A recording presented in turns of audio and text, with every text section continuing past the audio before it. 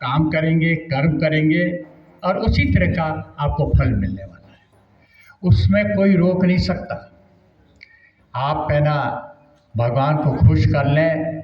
भगवान गीता में श्री कृष्ण ने स्वयं ने कहा है, मैं यदि किसी पे खुश हो जाऊं तो मैं उसको कुछ नहीं दे सकता। जो कुछ भी है वो उसके कर्मों का ही फल मिलने वाला है। निश्चित रूप से मैं एक दो उदाहरण आपके सामने प्रस्तुत करना चाहूँगा।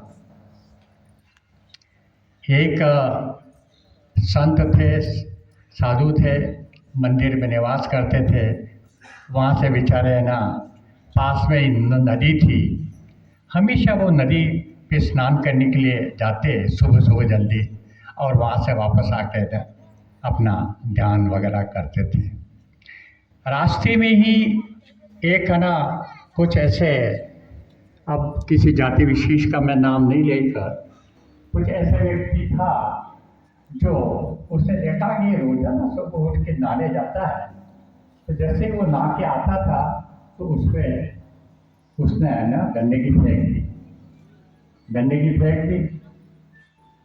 उस संत ने कुछ नहीं बोला। वहां से वो वापस नदी की तरफ मुड़ गया और उस नदी में जाकर वापस स्नान किया और फिर वापस लौटा। ऐसा मैं एक दो दिन करता रहा, रोजाना करता रहा। रोजाना वो इस तरह से स्नान करते रहे बार बार। एक दिन उस जो गंदगी डालने वाला था उसको समझा कि आज तो इसको मैं खबर लूंगा।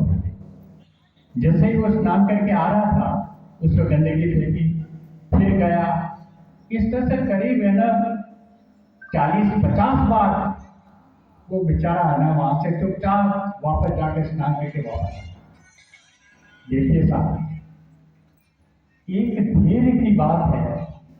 और जितना तो उसका क्या परिणाम होगा। जब इतनी बार उसने गंदगी फेंकी और बार बार हो गया, लेकिन उसने एक शब्द भी उस व्यक्ति के खिलाफ नहीं बोला और न बोला। आखिर वो जो गंदगी फेंकने वाला था, गंदगी थूकने वाला था, वो नीचे आके उसके पैरों में झुक गया कि माफ करना, मेरे से बहुत बड़ी गलती हुई क्या आपको।